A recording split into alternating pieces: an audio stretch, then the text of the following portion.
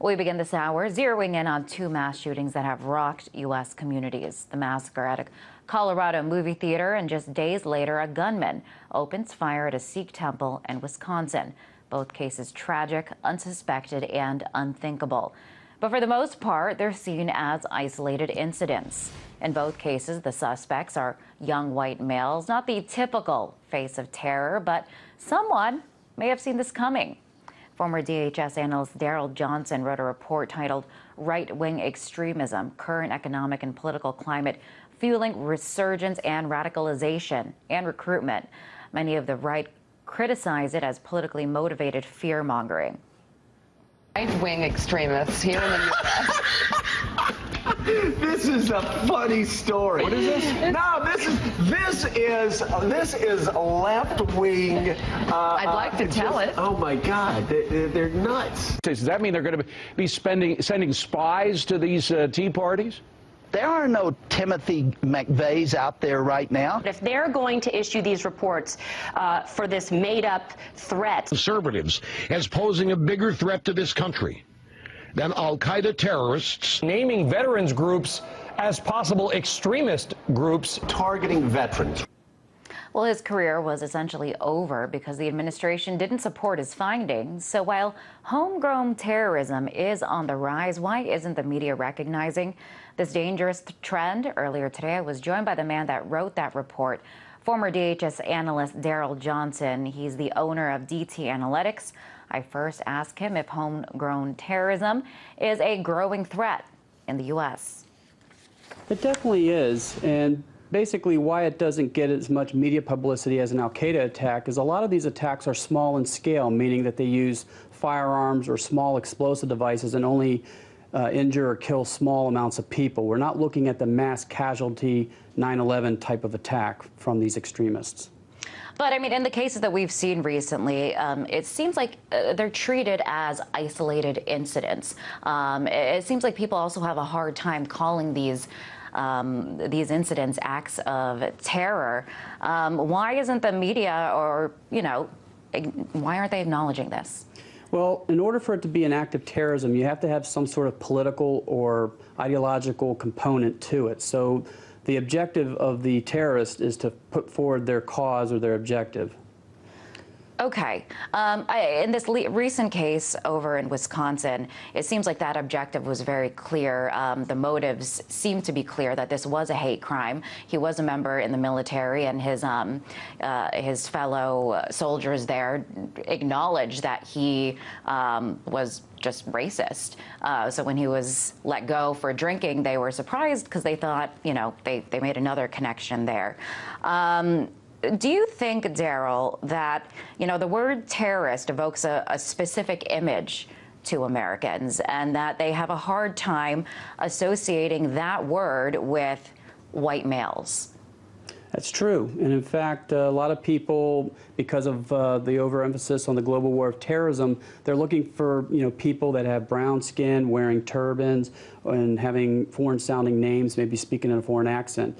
And so people have been conditioned, because of this war on terror, to report suspicious activity on individuals that look foreign. But we also need to be vigilant about those who are among us that look like us, that may even be related to us, or maybe our friends or next-door neighbor, because if they subscribe to any one of these extremist belief systems here, they pose a threat as well.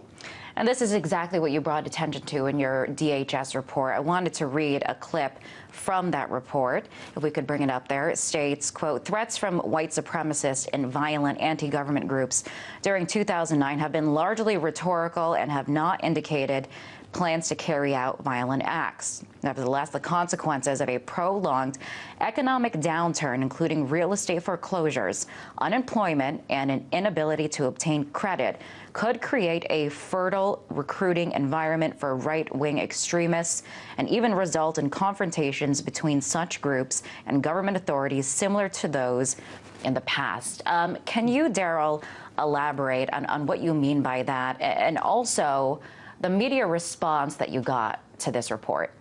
Well, basically what a right-wing extremism is We're talking about people that are motivated by hate, white supremacists, members of the Ku Klux Klan, neo-Nazis, racist skinheads. It could also encompass those who have extremist views towards the government, including the militia extremists that are basically conducting paramilitary training, and also sovereign citizens. These are groups and individuals who basically renounce their citizenship and don't pay their taxes and don't register their vehicles. And so that's what we meant by right-wing extremism in that report. And why do you see these forms of extremism as expanding in the U.S.? Well, as we pointed out in the report, there were basically a number of factors that fed into this kind of perfect storm where we had radicalization and recruitment going on. The first was the unprecedented election of an African-American president. This is the thing that white supremacists have basically prepared for, and it's like their worst nightmare come true. The other thing is the downturn in the economy. When you have people that are unemployed, people tend to look for causes for why they don't have a job, and sometimes they may blame foreign countries for that, sometimes they may blame politicians, and so some of these types of people will seek out anti-government groups as a result. With this most recent incident over in Aurora, the suspect, Wade Michael Page, in Wisconsin, do you think that this could be the tipping point, or at what point will people realize that, hey, this is a legitimate concern, this is a legitimate threat? Well, the one thing I want to point out between the Aurora incident in Colorado and the one that happened at the Sikh temple in Wisconsin is the shooters had two different motivations behind their attacks. And I'd like to kind of address that for a second. At the Sikh temple, we had an individual that was a member of a white supremacist movement and had an ideology that basically fed a fear of Muslims. And I do believe, you know, in my professional opinion, that this individual mistook the Sikh temple as a gathering place for Muslims. In the Colorado case, it was more of a person that was mentally ill, who had no ideology to further them towards violence and didn't really have a political objective behind their attack. So it's important to differentiate between those two. Right. I'm glad that you brought attention to that important distinction there. Daryl, do you think this kind of reflects this shift in attitude, this breeding of Islamophobia? Apparently, this suspect was mistaken because in this case they weren't actually Muslim. But I mean, something bigger going on here in this post 9/11 country, this world that we live in. Yeah, right after 9/11, we saw a lot of anti-Muslim sentiment that spilled out into violent acts against Muslims. And unfortunately, there were several attacks against Sikhs around that time. And then more recently, within the past year, we've seen an uptick in the number of arson attacks and vandalisms against mosques. And so I think one thing that the government could have done, given that pattern that we see with the mosque burnings, is they could have sent out some sort of warning, some sort of threat assessment to the Muslim and Sikh communities saying, hey, we see this uptick and you need to be prepared for it, and here's some preventive measures you can take. To my knowledge, no such intelligence warning was ever sent out, and as a result, we have people that are vulnerable. And so what do you think in both of these situations, the suspect, a white male, what if we put a different face on this suspect? What if this suspect was Muslim or from a different minority group? Do you think that the media would react differently, or that there would be a different sense of public outrage? Or how do you think that would change the dynamic? Well, in the past, we've seen this very fact happen, that the media doesn't pay attention to attacks because they're white males or people of our own citizenry.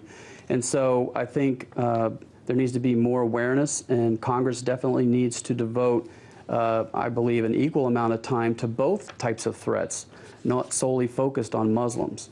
What do you think, Daryl, I guess to wrap it up here, what would it take to shift this change in perception in what terrorism is to bring attention, the full picture of all the threats that are facing our country today? Well, I'm hoping that this attack is a wake-up call for our decision makers. And if they don't take action now, unfortunately, there may be an attack that has even more deadly consequence, or another type of attack that kills people in their, church. Right. Daryl, really appreciate you coming on the show. Thank you so much. That was a former DHS analyst, Daryl Johnson.